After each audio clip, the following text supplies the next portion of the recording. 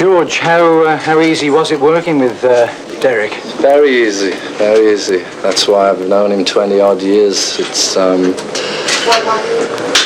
very simple, really. We share many things in common and enjoy the same kind of jokes, so it's pretty easy.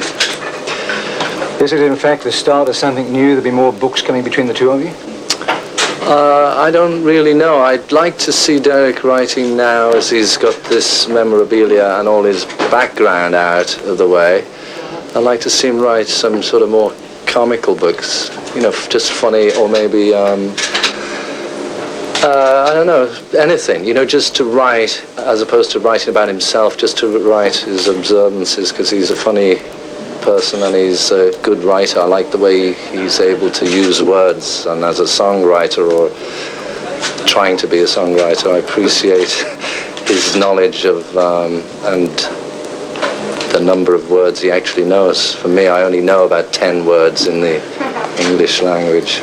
With that, sorry George, with that book, is that really it? Is there anything more to be said about the Beatles? No, I'll answer that if I may, Squire, because that's it for me. I think it should be. I wanted to do it and did it, and that should really be it. And, you know, it was nice to do it, but we should draw the line there and get into probably some fiction and some jokes. Yeah, there's plenty to do. Plays and novels and God knows what else. One reason I liked him writing it was, you know, there's been so many books, and no doubt there'll be many more, written by people who are so-called experts and who know it all, and 99% of them are lies, or, you know, just written from other sources, you know.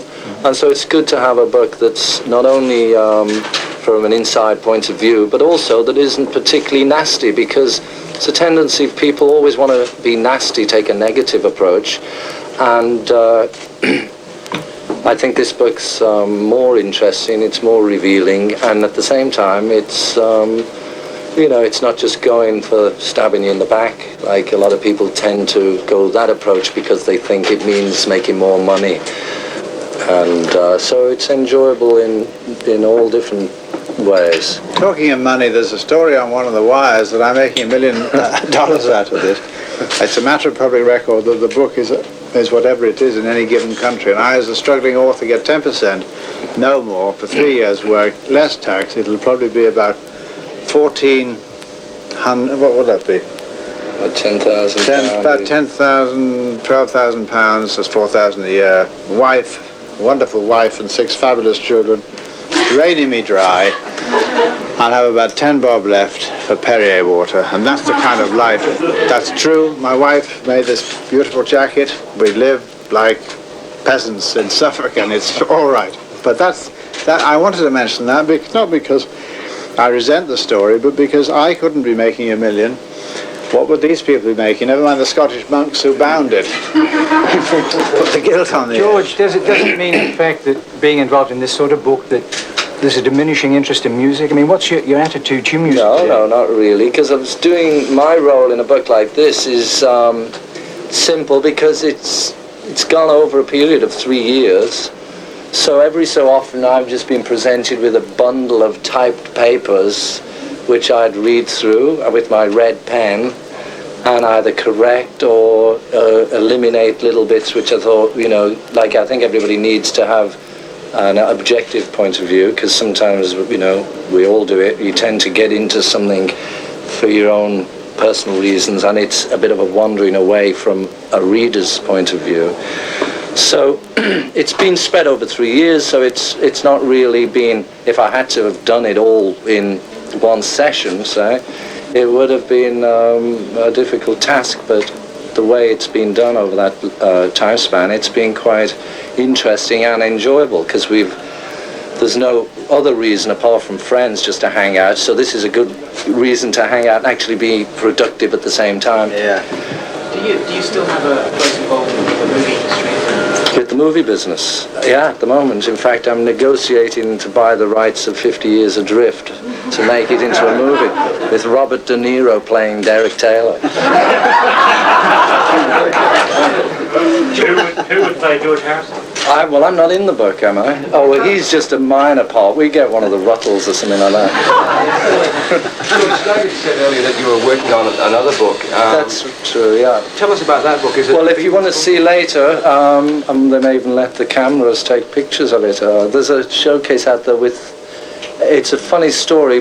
Brian Roylance, the publisher from Genesis in England, he met an out-of-work New Zealand artist who was a botanical artist called Keith West. He met him in the museum in London and somehow got talking to him, and it resulted in him asking me if I was interested in doing yet another book. But this time, if you also see a little book out there called The Raising of the Murray Rose. And it's a little miniature book like this, so we had the idea of doing just song lyrics and some of the songs illustrated. And when I met this artist and saw his work, it's fantastic. Again, it's nice to have your work put into these little books because it gives more life to it, I think. Plus the idea of giving a job to an out-of-work artist, especially of his caliber, because the pictures he's done are amazing. He also gives him a chance, which he's very happy to be doing, of doing some art that is not strictly from what his job was, which is botanical. So you get these other pictures which, he's now unleashing his imagination on my lyrics and coming up with some great things, and when it has flowers or trees or something, they're so lifelike. But you have to see them for yourself. There's many reasons that go into a book like that. It's just for your kids or for the future, to have a little book. So here's my latest book, and it's all nicely bound with, it's some nice. So that's coming out sometime. We haven't set a date, but the art is busy working now.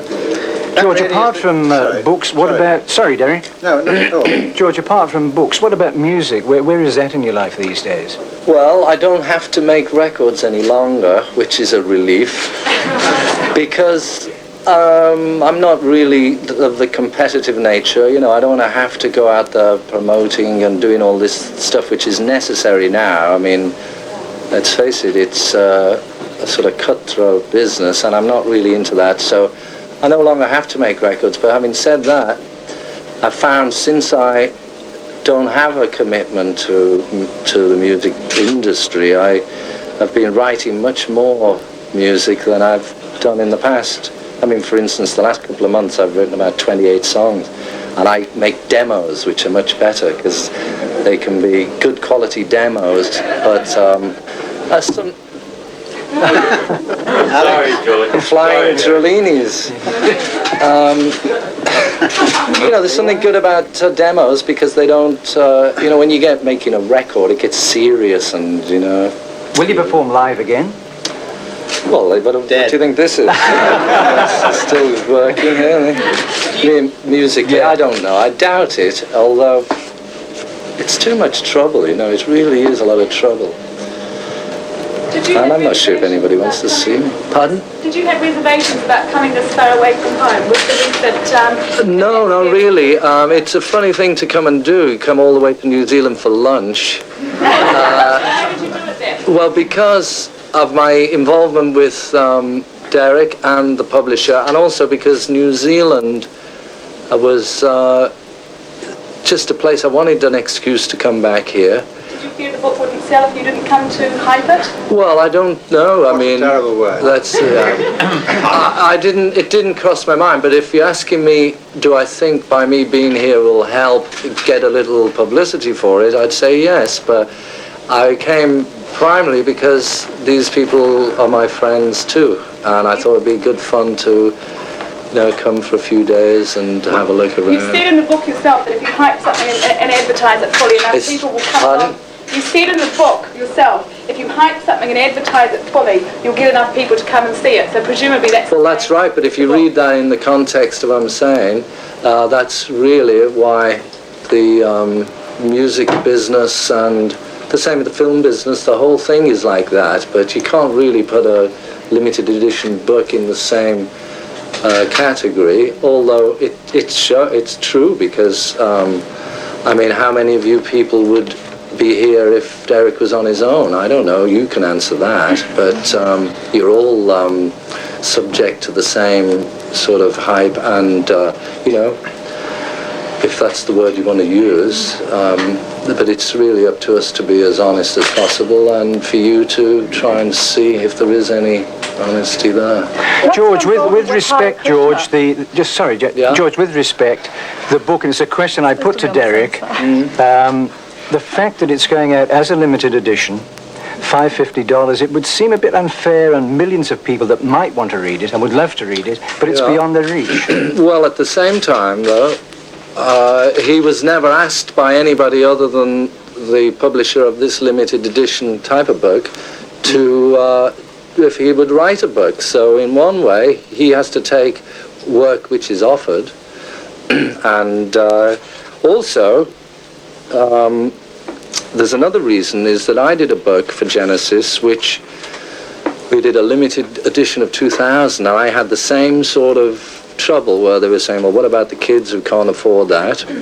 And I must admit, I wasn't really, if you read the intro to my book, I was only doing the book not because I wanted to be an author, but because it seemed a nice way of collecting all my bits of papers and having them found for posterity. And it was only came to me secondary that there was maybe something worth reading in there, you know? And so I did the thing which I still regret. I didn't really want to do it, which was to do an unlimited run of cheap books of the same name with Simon & Schuster in New York.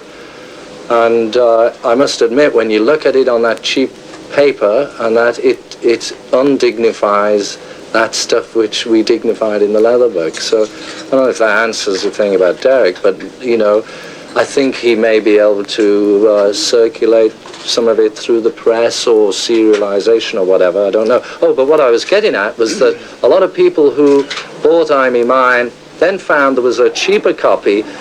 When they were told about this copy of Derek's, they were saying, well, we're going to just sit around and wait for the cheap version to come out. So we had to make a decision then whether it was just going to be absolutely limited edition or not, for the sake of those collectors. And somehow that decision was taken. Yeah, there was also there was a serious doubt in my mind, projecting about 4 years ahead as to whether the thing would sell at all, whether it would have any kind of literary merit, since there was hardly anything written, and whether the thing would be too trivial. So I had I was very circumspect and casual about the thing. And had it not been for my wife saying, well, I think that this thing has got to be done and got down, and you've got to do 1,000 words a day because I'm working hard, I wouldn't have stayed up in the room. But as the thing developed, it became clear to me that we would have something here that would move. And when it was finished, I realized we had a real book, but I couldn't honestly see it as a bestseller in a trade edition, because it's a social history really, with very special drawings of buildings that have gone in a little village, many thousands of miles from here, pictures of theatres in Liverpool, which nobody cares about anymore, but in a limited edition, they have some kind of meaning and some kind of coherence. I don't know, they look right on the page. And I was actually taken to lunch by a publisher who did Brian Epstein's autobiography, which is where I came into this lot from newspapers. I came into books as a ghostwriter. And he took me to lunch with a big smile in 78. He said, you realize no one's going to know what you want to know what you have to say after you did a book in 1973, which I did do, you know, and I was drinking a lot. There was a real good us and them book about the 60s. There were those who were going to get high and change the world, and there were those who were going to try and oppose them. It looks as if the latter won.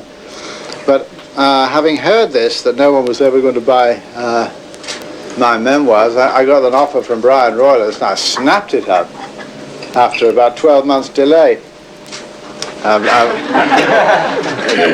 mean, I snapped it up for a minute, told him I'd do it, then got cold feet, because I think an awful lot of newspaper reporters have a problem finishing a book. I read that, I found that to be the case, because it's so long, and then it has to be rewritten. You've got no sub, except George, who's more generous perhaps than he should have been. He's left in some quite interesting cul-de-sacs in the early days and later years. So one way and another, that's sort of a long way of answering the question. George, what were the difficulties of being an editor of pretty well your own story? Well, I think the most difficult thing with Derek's book, first of all, I wanted him to write not purely about the 60s and early 70s, I wanted him to write about his life too, which obviously commercially people aren't interested in what school he went to and how he got a job working in different newspapers and stuff. But I thought it's important that he write a book that is about himself primarily, and then it just happens to incorporate that period which maybe he was more well known for. So having talked him into doing it with that approach, the difficulty for me was because how can I then edit something which I wasn't a part of? It's easy for me to edit and interrupt his book when it comes down to where I entered his life up until now, but prior to that, you know, from before I was born, in effect, that's when it comes up until the early 60s. So I had to leave a lot of that, and I could only edit in that respect things, wanderings, which I thought as just purely as a reader rather than as an editor, where maybe he's, you know, getting a bit too detail on something that's, like we say, excruciating detail, you know. So did you collect the trivia? There's a lot of trivia. there's a couple of bits and pieces of mine. I helped contribute a few things, a few photographs here and there and stuff, but you know, mainly it's Derek's. It was an interesting piece about the name Beatles. You contributed that. Exactly, like for instance, that type of stuff only comes about when, you know, there's two of you together, because I would have never really have thought about that unless, you know, we were in that situation. What was that story again, George?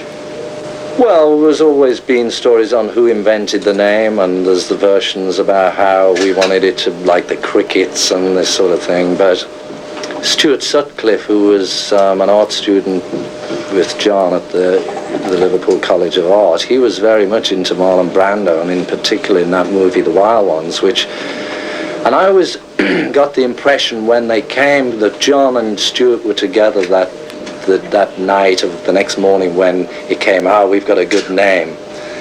And then in years following, it was always taken that John thought of the name. But I came across I got a videotape of The Wild Ones, and I couldn't believe it when I saw that Lee Marvin saying to what's his name? Johnny? To the police chief? No, to Brando. Marlon Brando, yes, saying, you know, I forget what the words were, but something like, we think you're a schmuck Johnny, and the Beatles think you're a schmuck Johnny. I said, wait a minute, back that up. And I said, did I hear that? The Beatles. And so that's how it came in. Somehow they found, I mentioned that, and they went and found the script of it. And so I would say that based upon that Stuart Sutcliffe had a lot to do with it, although this is like Trivial Pursuit. You're all well with Derek, how did you get the job as press officer for the Beatles? I slipped into it, having been appointed personal assistant to Brian Epstein. I got the job because old colleagues on the press started to ring me up saying, come on, we know you're in there. And I would say, well, I'm not press officer, he's in the other room. And they said, you can't give us that, you're in on the, you know. And also the press officer we had was useless. And I think we all benefited when Derek got that position, because he knew, having been a pressman, of their need. We trusted him to be able to not just sacrifice us to them. And, you know, I think it worked quite well overall. It was quite, if there hadn't been a volume of press it was actually a comfortable job, and I did enjoy it. I was almost entirely a newspaper man through that period in my mind, although I had certain duties and responsibilities. So I felt, you know, not only a sort of duty, but also a compassion for the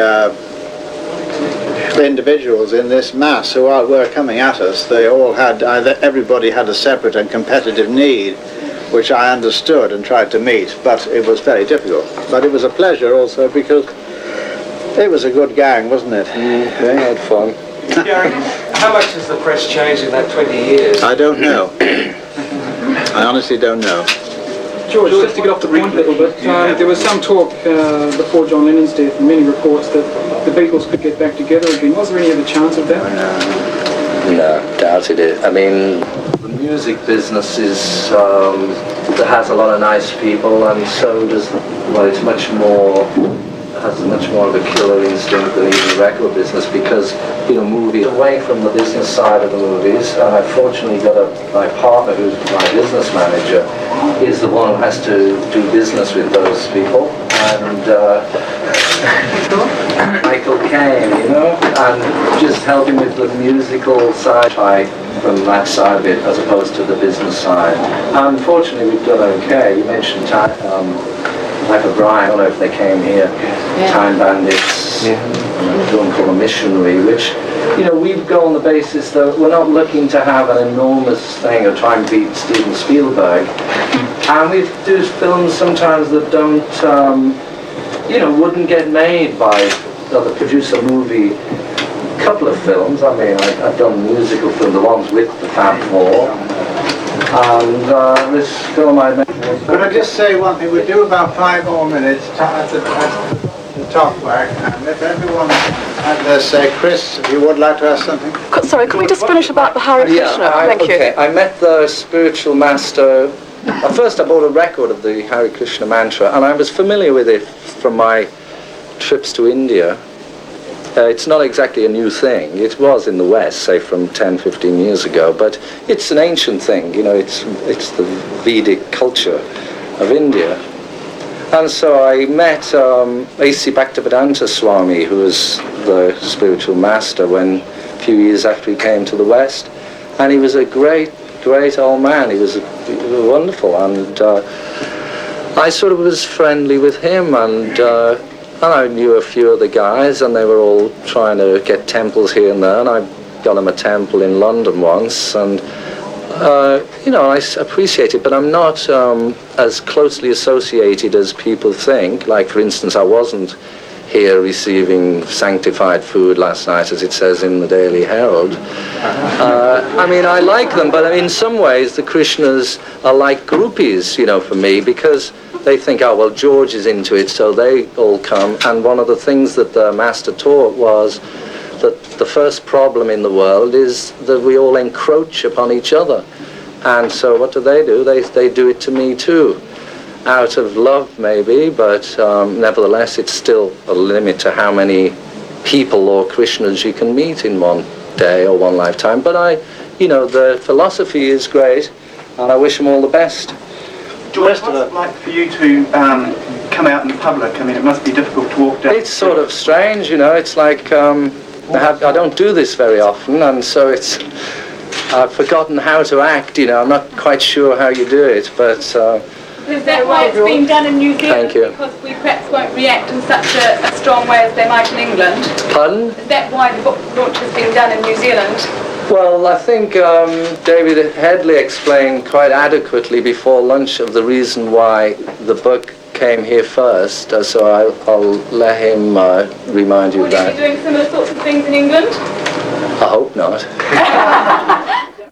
Sorry we're late, but all those stories of sex and rock and roll from Mr. Portman.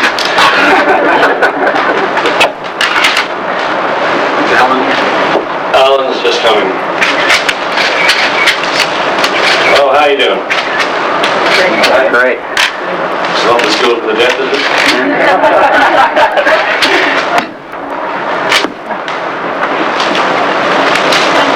When Alan gets here, we will have presentations and questions and answers after the presentation. So when Alan gets here, we'll get started. Alan. As soon as Alan comes, we're ready to start. Story of my life.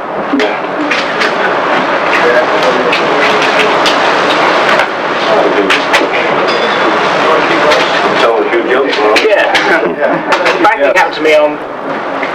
Come on, Mr. Lubin. Len, do you want to come sit in with your brother?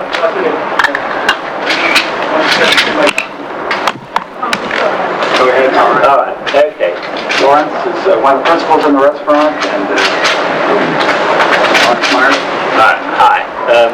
As it says here somewhere, that's me. Just to give you a little bit of background, my personal background is not in restaurants, it's more in management of music business people, things like that.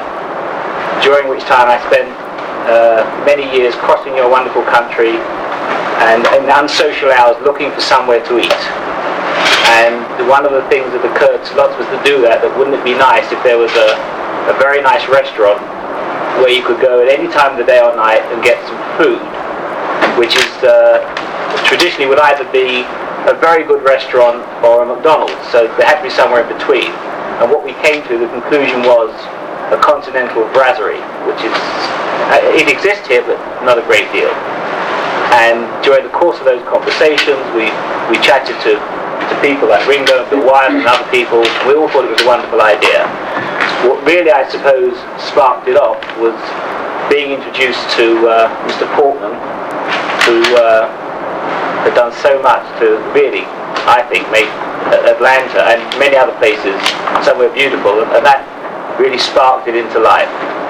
So that's how we really all ended up in the restaurant business. The reason why we're here today is that there was a lot of speculation as to what was actually happening, and we all thought it would be quite an opportune moment just to explain what it was. So I will now explain. Now I have to explain to you what it was. Mr. Lubin, as usual, late. Mr. Lubin is the restaurateur amongst us, which is why he's inevitably late, as he always has to do with washing up before he leaves the lunch.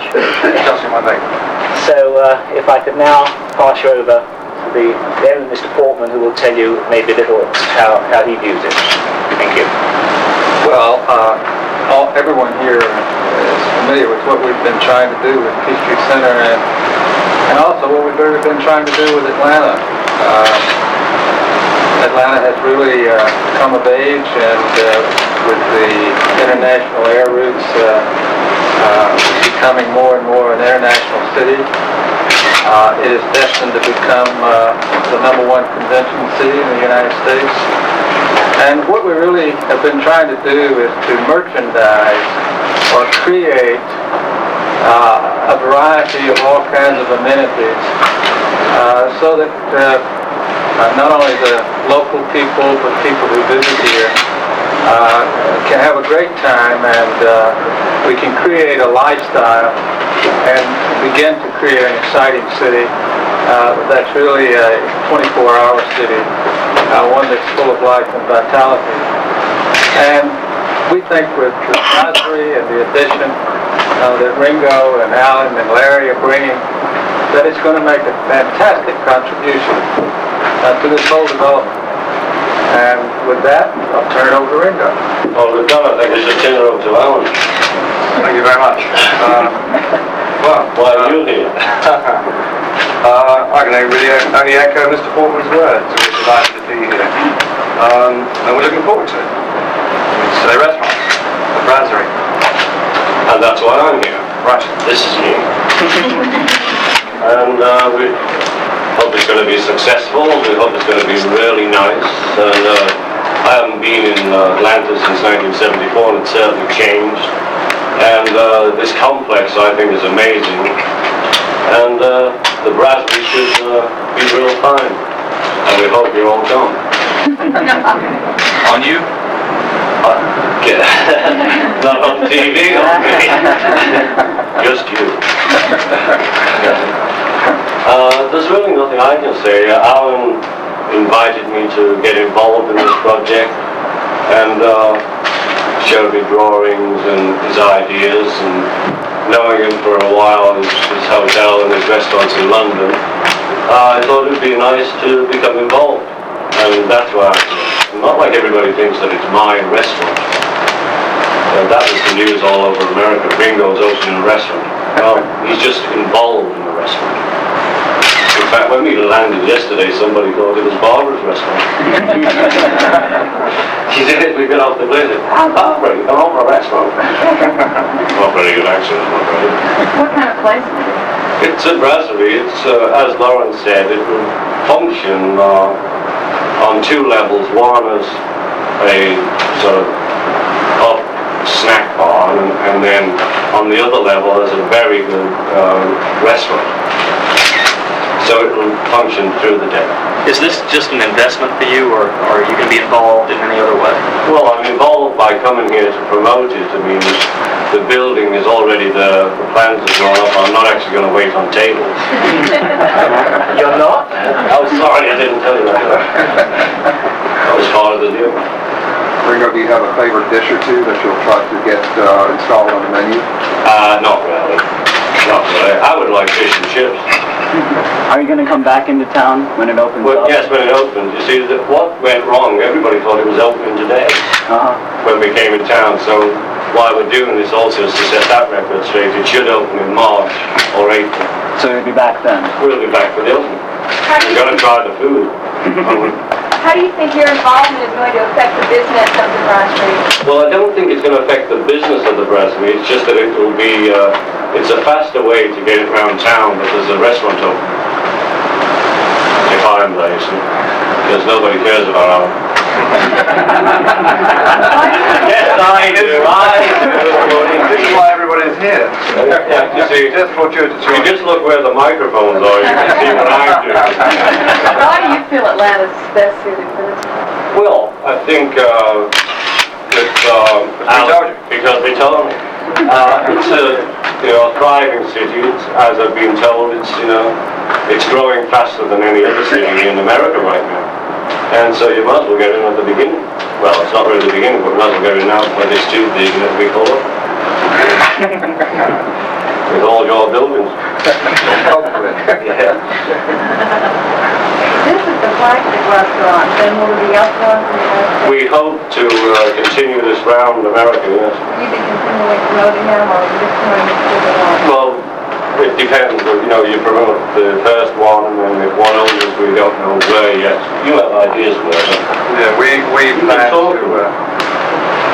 plan to open in places like Miami, St. Louis, New Orleans, all kinds of other places. But we'll probably avoid the east and west coast for the first 6 months. So we have some uppers on the front already. We're delighted to bring it. There aren't too many what we would class as classical brasseries in the Midwest. Hopefully this one will be a classical brasserie.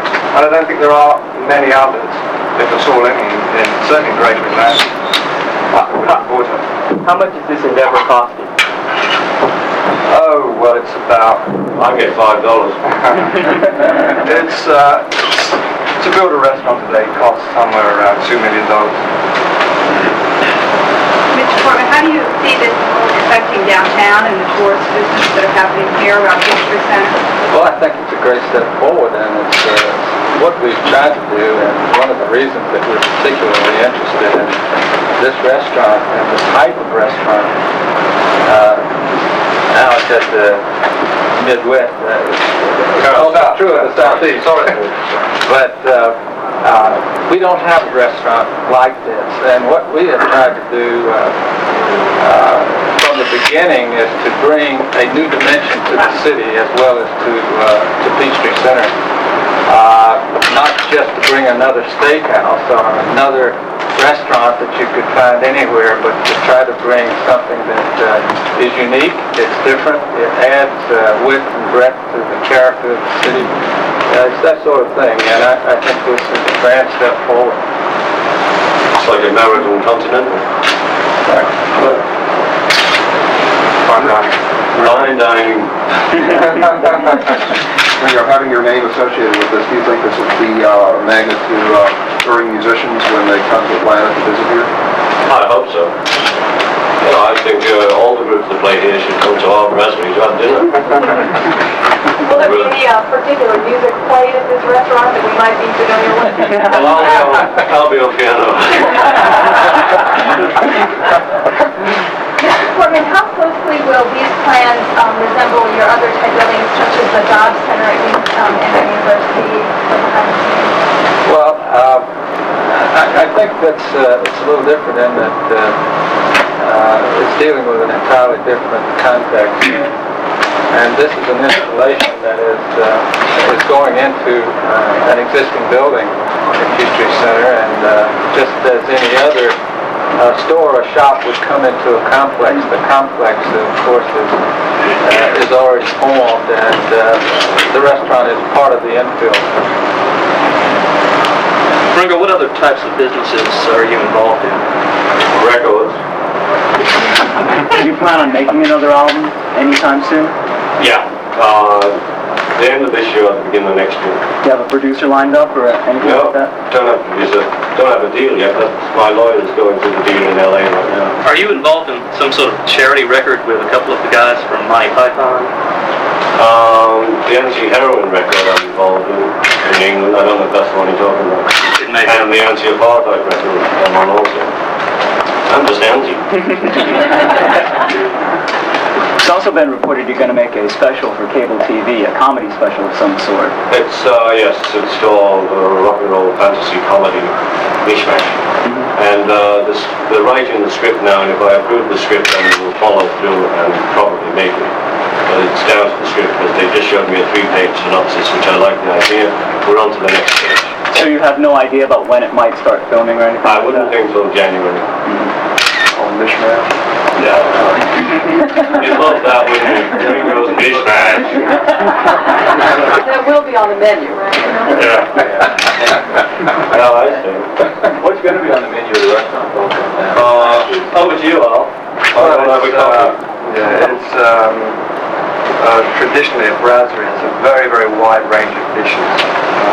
We say, from say souffle to game. It's a huge menu. Traditional brasserie should offer meals as cheap as $5 right through to 7 or 8. It's a huge menu. It's a varied menu. It should be a place where you can go, to spend 10 minutes as well as go for dinner. You can grab a coffee or you can grab a turkey. That's right. When you say late night, does that mean it will be open all night, or will it just be open until like 3 or 4 in the morning? That's up to the police. Whatever the licensing law is. Alan, I think you just got the name of the new dish, Ringo's Mishmash. You need to concoct something and just put it all in the blender. Pie mash, jelly noodles. Being as though that you're involved with a restaurant, curious what your own culinary tastes are. Do you cook at all at home? Or? I can fry anything. I'm really not a good cook at all, but I'm good at breakfast. Well, yeah, I can boil an egg. I can fry an egg. I can sit on one. How big is your involvement going to be in the restaurant? My involvement, and you must know this, is that these guys are putting it all together.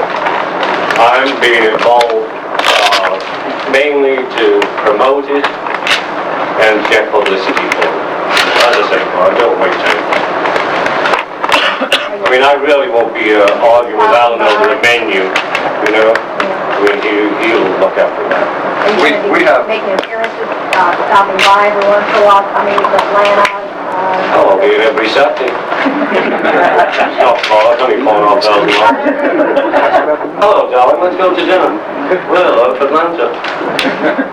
You are. Yeah, we'll be popping in, of course we will. I mean, that's part of my job, is to keep it going.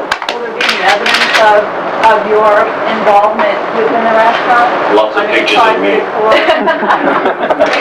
Yeah, we've looked at the plans, and the boys will be very straight with me, and there's nothing I haven't liked. That I think if there's something that I was against it, we discuss it. But I'm really not an architect either. And it looks very good. It looks, to me, it's very European actually. There have been some rumors you were going to buy a house down here, some property. Is there any truth to that? I think Mr. Bolton's bought it all up. No, there's no truth in that. Not right now. Any speculation while you're in town that you'll be possibly playing with I won't be. No, I'm going to call Carl. Oh, Carl, if you're in, give us a ring. Yeah. He's where? He's playing. He's playing here, the 11th, I believe. Up in Lanier. Yeah, but I have to leave before then, which is a bit. So, how do we feel? Feel like going home? What crowd is the restaurant going to be for? What are you going to try to attract? Well, I think it caters for everybody. A restaurant, you can take your kids to one part of it, you can have dinner parties. It caters to all kinds. I don't think we're actually trying to cater to one specific crowd. I suppose our bread and butter business would be the convention. Although we're trying to attract the local Atlantans to come downtown. Well, they should come down. At the moment, there are too few restaurants downtown to attract people to come in the evenings. We have changed. But you must know there are a number of European restaurants that are looking for locations. Peachtree management in some French ones and some other English ones. I think in a year's time we'll see quite a few European restaurants there. It'll be quite an interesting thing. Ringo, you've been around the world, and we like to call ourselves an international city. Do you find we really have that claim? Well, I've only been here 24 hours. And the last time was 1974, so yes, Atlanta's really international.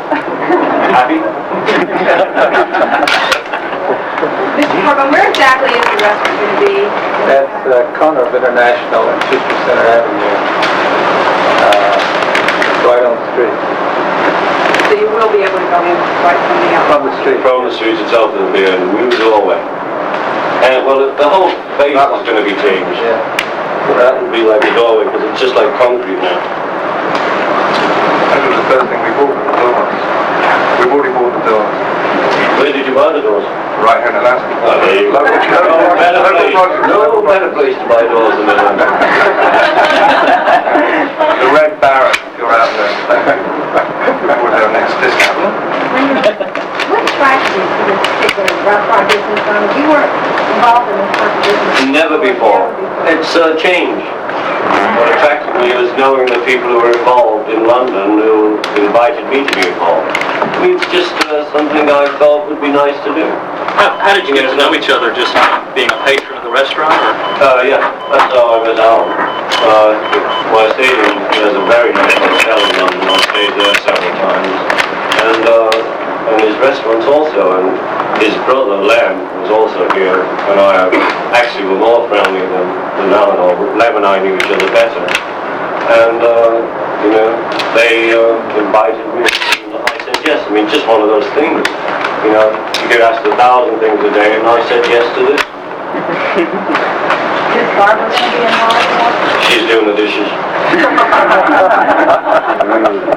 This is totally off the subject, but if I could get you to comment on the revival of interest in the 60s. There's been a lot of renewed interest in groups of the 60s. People are wearing fringe vests occasionally now. Yes, I've got my Flower Power sneakers upstairs. And I've got trunks of the gear. I'm getting it all out again. I mean, I don't know why. It goes round every time. I think half of the problem, I don't really want to get into like this musical thing because that's not why we're here. That, you know, the record industry right now, anyone can win. There's no sort of main leader. So I think we're waiting for that. So while we're waiting for that, everyone's going back to wearing the old clothes. I don't know if that answers you even. It'll do. Yes. There were reports about a year ago that an agent was shopping an autobiography that you were going to write. I was invited to write an autobiography and I said no. Why not? I didn't want to. Because really, they don't want to know all of it. You see, it would take 20 volumes. Take 3 volumes up to when I was 10. And they really only want to know 8 years of my life. So that's why I said no, and they really don't want to know it all, they just want to know the juicy bits. It's like you. Okie dokie. Okay. Any other questions on the brasserie? Or shall we? Thank you very much. Thank you all. Thank you. Thank you very much.